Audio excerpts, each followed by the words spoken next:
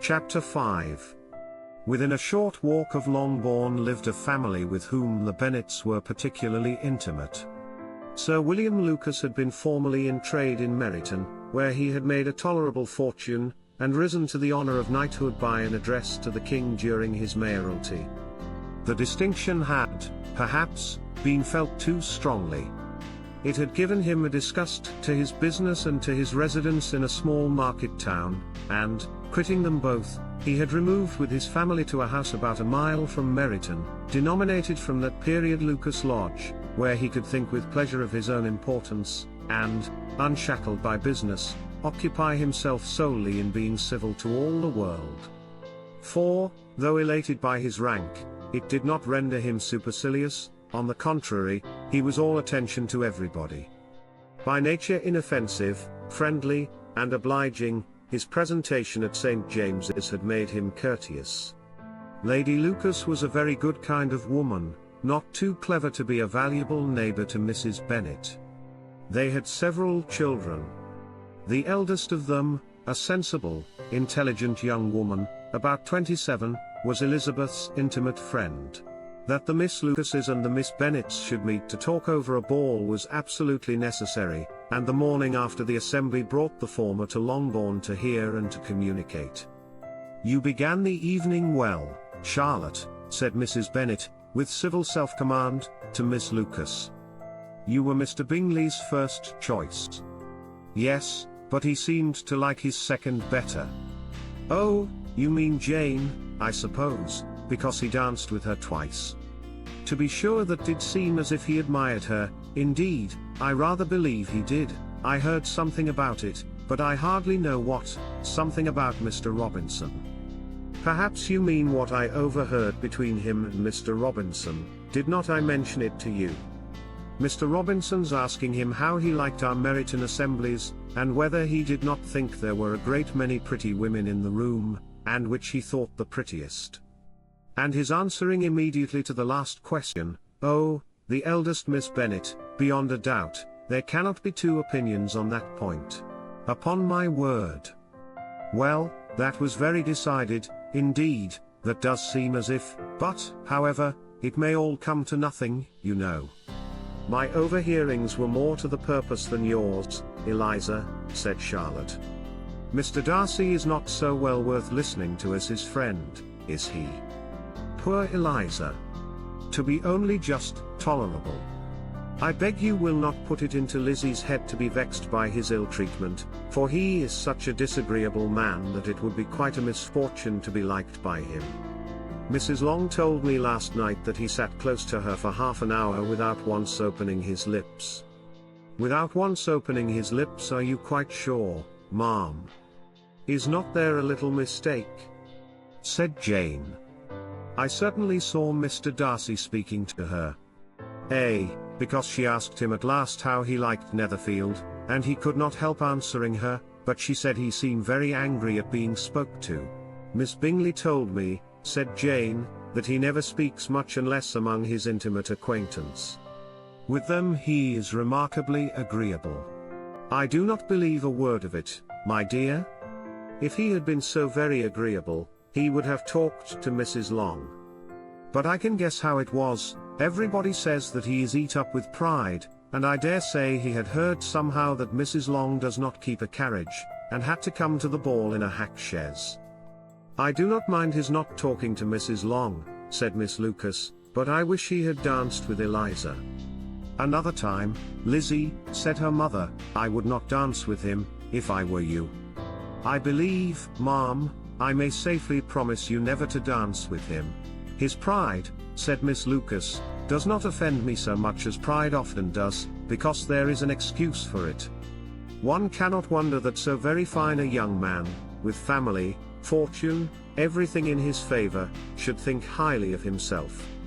If I may so express it, he has a right to be proud." "That is very true," replied Elizabeth, "and I could easily forgive his pride, if he had not mortified mine." "Pride," observed Mary, who piques herself upon the solidity of her reflections, "is a very common failing, I believe.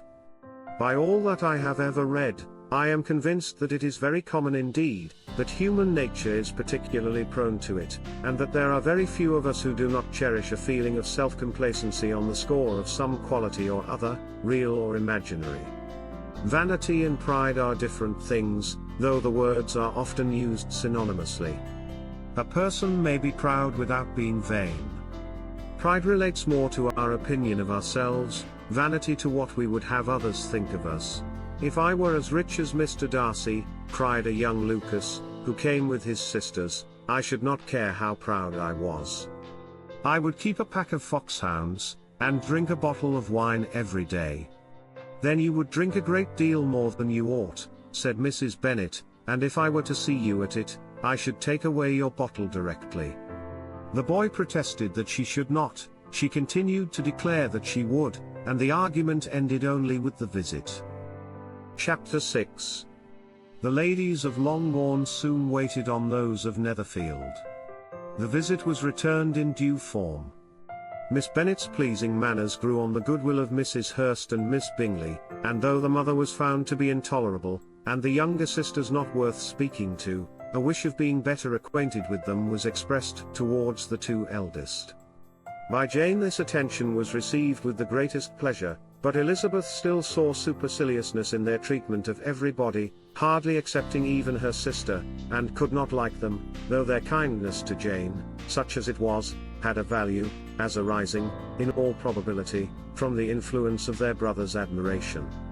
It was generally evident, whenever they met, that he did admire her, and to her it was equally evident that Jane was yielding to the preference which she had begun to entertain for him from the first, and was in a way to be very much in love, but she considered with pleasure that it was not likely to be discovered by the world in general, since Jane united with great strength of feeling, a composure of temper and an uniform cheerfulness of manner, which would guard her from the suspicions of the impertinent. She mentioned this to her friend, Miss Lucas. "It may, perhaps, be pleasant," replied Charlotte, "to be able to impose on the public in such a case, but it is sometimes a disadvantage to be so very guarded. If a woman conceals her affection with the same skill from the object of it, she may lose the opportunity of fixing him, and it will then be but poor consolation to believe the world equally in the dark. There is so much of gratitude or vanity in almost every attachment, that it is not safe to leave any to itself. We can all begin freely, a slight preference is natural enough, but there are very few of us who have heart enough to be really in love without encouragement. In 9 cases out of 10, a woman had better show more affection than she feels. Bingley likes your sister undoubtedly, but he may never do more than like her, if she does not help him on. But she does help him on, as much as her nature will allow.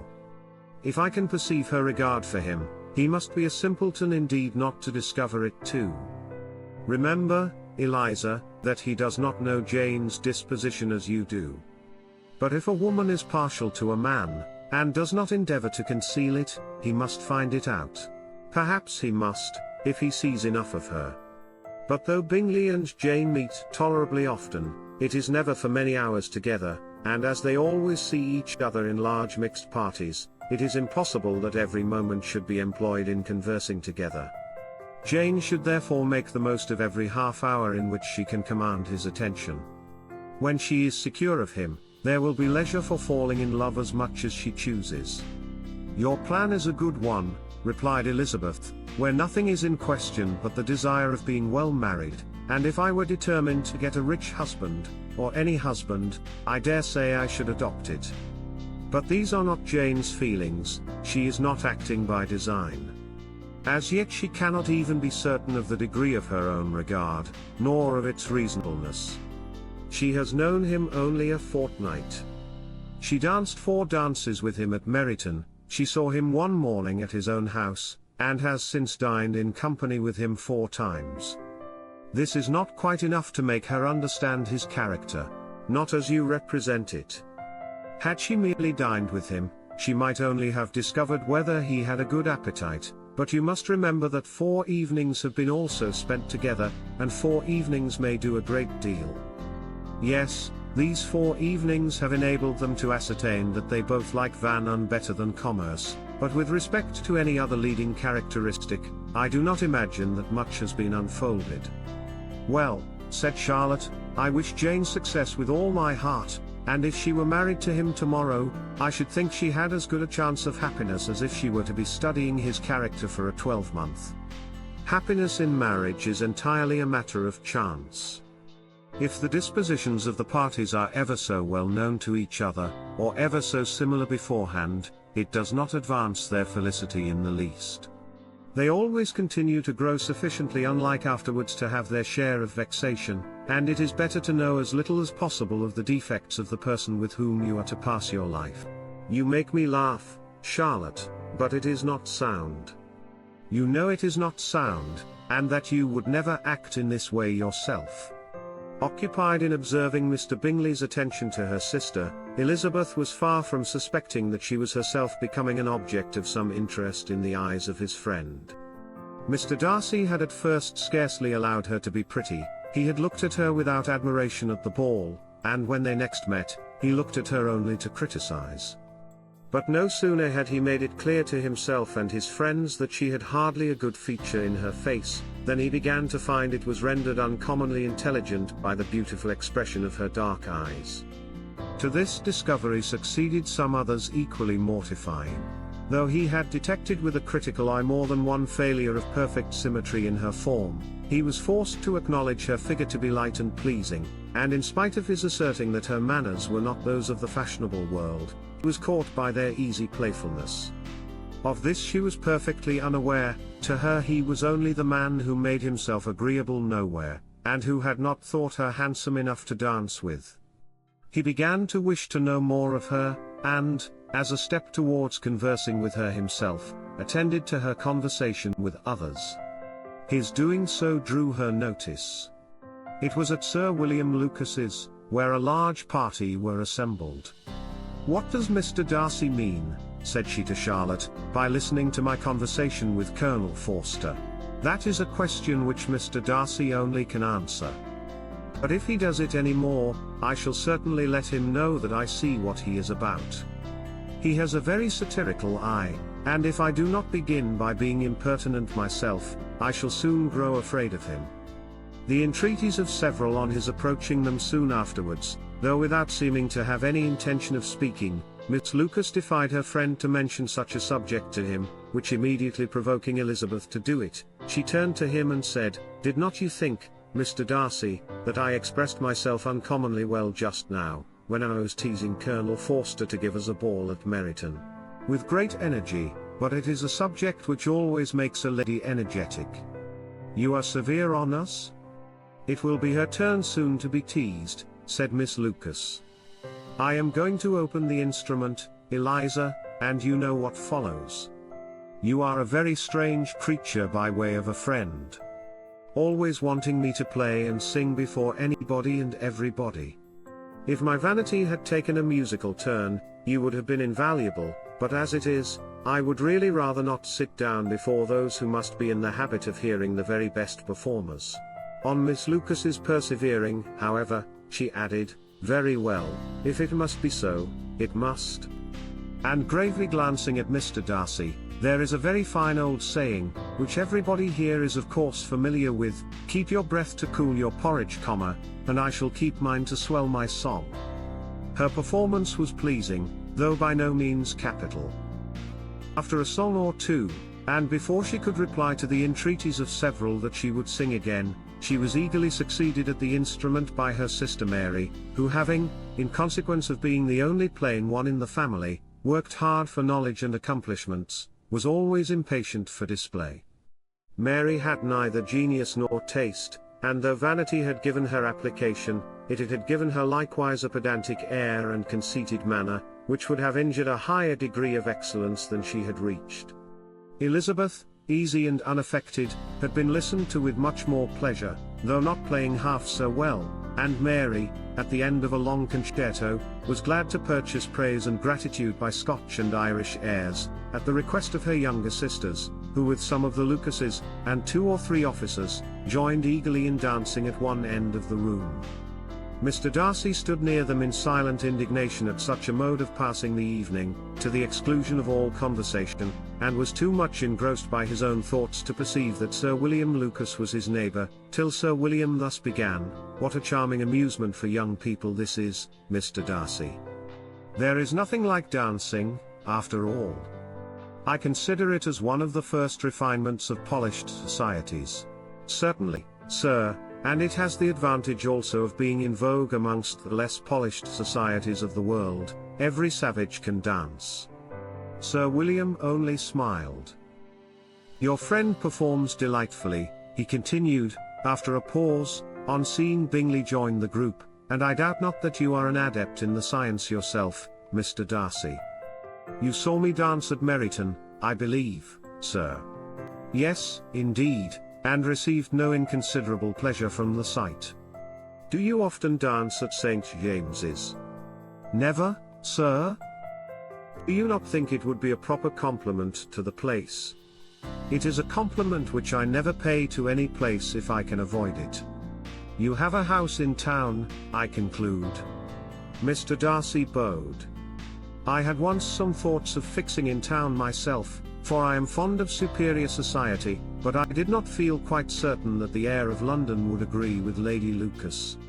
He paused in hopes of an answer, but his companion was not disposed to make any, and Elizabeth at that instant moving towards them, he was struck with the notion of doing a very gallant thing, and called out to her, "My dear Miss Eliza, why are not you dancing? Mr. Darcy, you must allow me to present this young lady to you as a very desirable partner. You cannot refuse to dance, I am sure, when so much beauty is before you." And, taking her hand, he would have given it to Mr. Darcy, who, though extremely surprised, was not unwilling to receive it, when she instantly drew back, and said with some discomposure to Sir William, "Indeed, sir, I have not the least intention of dancing. I entreat you not to suppose that I moved this way in order to beg for a partner." Mr. Darcy, with grave propriety, requested to be allowed the honour of her hand, but in vain. Elizabeth was determined, nor did Sir William at all shake her purpose by his attempt at persuasion. "You excel so much in the dance, Miss Eliza, that it is cruel to deny me the happiness of seeing you, and though this gentleman dislikes the amusement in general, he can have no objection, I am sure, to oblige us for 1/2 hour." "Mr. Darcy is all politeness," said Elizabeth, smiling. "He is, indeed, but considering the inducement, my dear Miss Eliza, we cannot wonder at his complaisance, for who would object to such a partner?" Elizabeth looked archly, and turned away. Her resistance had not injured her with the gentleman, and he was thinking of her with some complacency, when thus accosted by Miss Bingley: "I can guess the subject of your reverie." "I should imagine not. You are considering how insupportable it would be to pass many evenings in this manner, in such society, and, indeed, I am quite of your opinion. I was never more annoyed. The insipidity, and yet the noise, the nothingness, and yet the self-importance, of all these people. What would I give to hear your strictures on them? Your conjecture is totally wrong, I assure you. My mind was more agreeably engaged. I have been meditating on the very great pleasure which a pair of fine eyes in the face of a pretty woman can bestow." Miss Bingley immediately fixed her eyes on his face, and desired he would tell her what lady had the credit of inspiring such reflections. Mr. Darcy replied, with great intrepidity, "Miss Elizabeth Bennet." "Miss Elizabeth Bennet," repeated Miss Bingley. "I am all astonishment. How long has she been such a favourite? And pray when am I to wish you joy?" "That is exactly the question which I expected you to ask. A lady's imagination is very rapid, it jumps from admiration to love, from love to matrimony, in a moment. I knew you would be wishing me joy. Nay, if you are so serious about it, I shall consider the matter as absolutely settled. You will have a charming mother-in-law, indeed, and of course she will be always at Pemberley with you." He listened to her with perfect indifference, while she chose to entertain herself in this manner, and as his composure convinced her that all was safe, her wit flowed along. A note for Miss Bennet. Chapter 7. M.R. Bennet's property consisted almost entirely in an estate of 2,000 a year, which, unfortunately for his daughters, was entailed, in default of heirs male, on a distant relation, and their mother's fortune, though ample for her situation in life, could but ill supply the deficiency of his. Her father had been an attorney in Meryton, and had left her £4,000. She had a sister married to a Mr. Phillips, who had been a clerk to their father and succeeded him in the business, and a brother settled in London in a respectable line of trade. The village of Longbourn was only 1 mile from Meryton, a most convenient distance for the young ladies, who were usually tempted thither 3 or 4 times a week, to pay their duty to their aunt, and to a milliner's shop just over the way. The 2 youngest of the family, Catherine and Lydia, were particularly frequent in these attentions. Their minds were more vacant than their sisters, and when nothing better offered, a walk to Meryton was necessary to amuse their morning hours and furnish conversation for the evening, and, however bare of news the country in general might be, they always contrived to learn some from their aunt. At present, indeed, they were well supplied both with news and happiness by the recent arrival of a militia regiment in the neighbourhood. It was to remain the whole winter, and Meryton was the headquarters. Their visits to Mrs. Phillips were now productive of the most interesting intelligence. Every day added something to their knowledge of the officers' names and connections. Their lodgings were not long a secret, and at length they began to know the officers themselves. Mr. Phillips visited them all, and this opened to his nieces a source of felicity unknown before.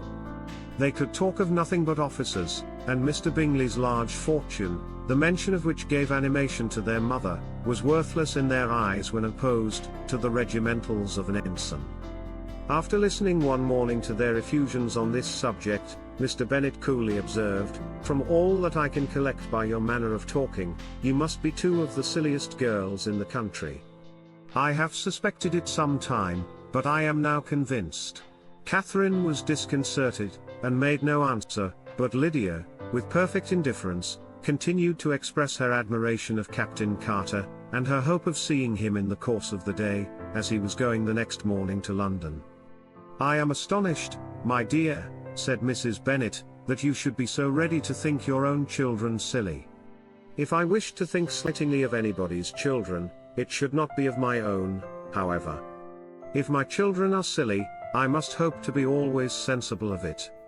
Yes, but as it happens, they are all of them very clever. This is the only point, I flatter myself, on which we do not agree. I had hoped that our sentiments coincided in every particular, but I must so far differ from you as to think our 2 youngest daughters uncommonly foolish. My dear Mr. Bennet, you must not expect such girls to have the sense of their father and mother. When they get to our age, I dare say they will not think about officers any more than we do. I remember the time when I liked a red coat myself very well, and, indeed, so I do still at my heart, and if a smart young colonel, with 5 or 6,000 a year, should want one of my girls, I shall not say nay to him, and I thought Colonel Forster looked very becoming the other night at Sir William's in his regimentals." "Mamma," cried Lydia, "my aunt says that Colonel Forster and Captain Carter do not go so often to Miss Watson's as they did when they first came. She sees them now very often standing in Clark's library." Mrs. Bennet was prevented replying by the entrance of the footman with a note for Miss Bennet. It came from Netherfield, and the servant waited for an answer. Mrs. Bennet's eyes sparkled with pleasure, and she was eagerly calling out, while her daughter read, "Well, Jane, who is it from? What is it about? What does he say? Well, Jane, make haste and tell us, make haste, my love." "It is from Miss Bingley," said Jane, and then read it aloud. "My dear friend, if you are not so compassionate as to dine today with Louisa and me, we shall be in danger of hating each other for the rest of our lives, for a whole day's tete-a-tete between 2 women can never end without a quarrel. Come as soon as you can on the receipt of this. My brother and the gentleman are to dine with the officers. Yours ever, Caroline Bingley." "With the officers?" cried Lydia, I wonder my aunt did not tell us of that. Dining out, said Mrs. Bennet, that is very unlucky. Can I have the carriage? Said Jane.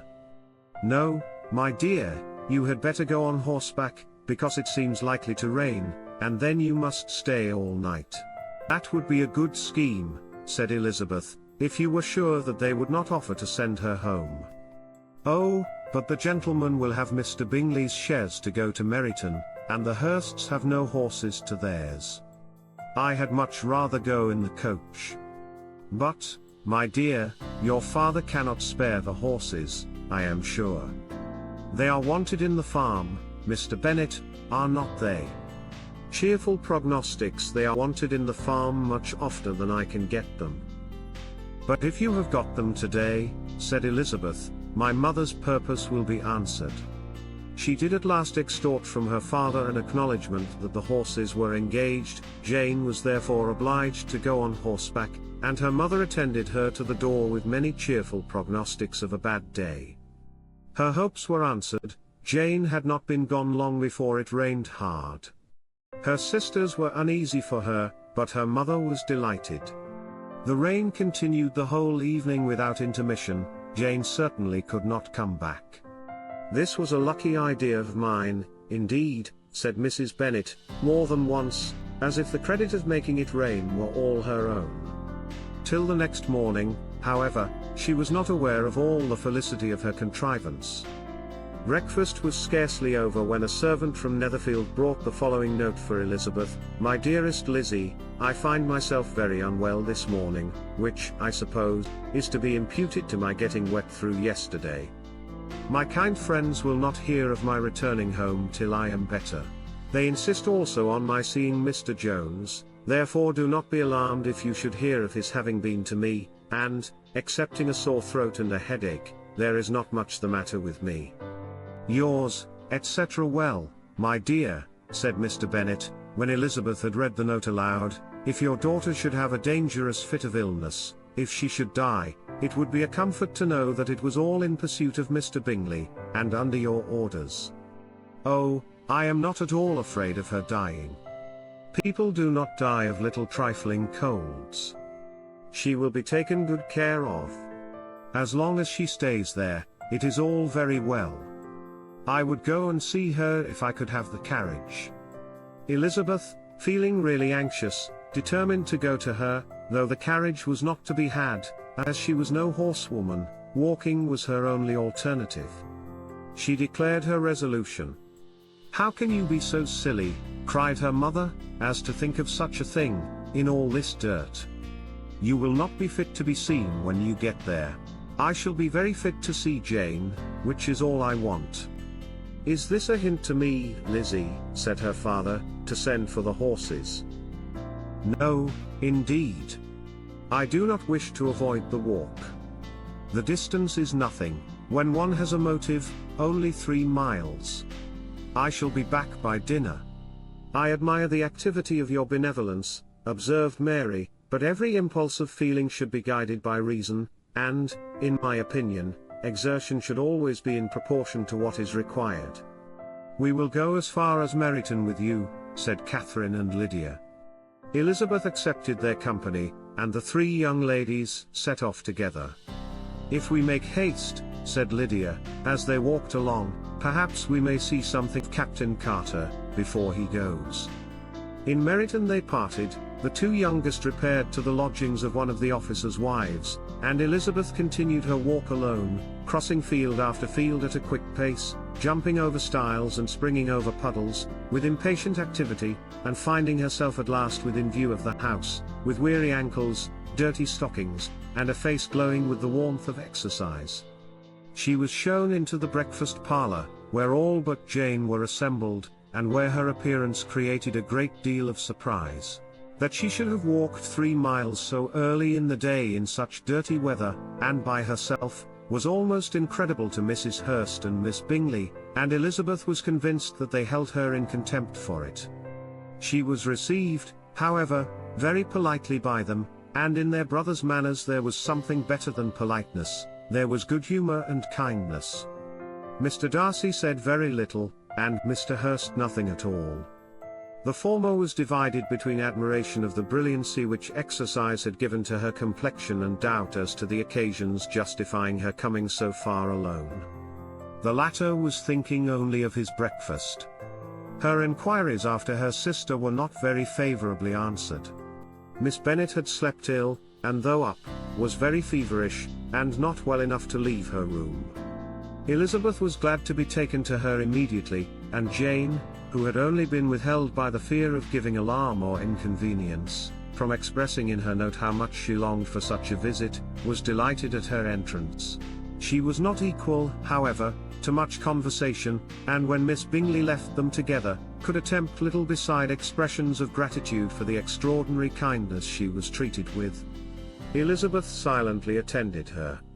The apothecary came when breakfast was over. They were joined by the sisters, and Elizabeth began to like them herself, when she saw how much affection and solicitude they showed for Jane.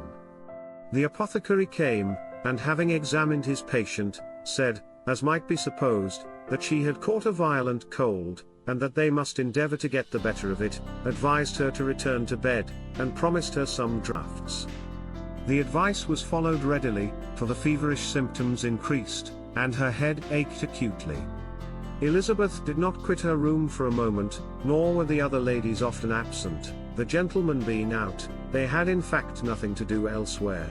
When the clock struck 3, Elizabeth felt that she must go, and very unwillingly said so. Miss Bingley offered her the carriage, and she only wanted a little pressing to accept it, when Jane testified such concern at parting with her that Miss Bingley was obliged to convert the offer of the chaise into an invitation to remain at Netherfield for the present. Elizabeth most thankfully consented, and a servant was dispatched to Longbourn, to acquaint the family with her stay, and bring back a supply of clothes. Covering a screen.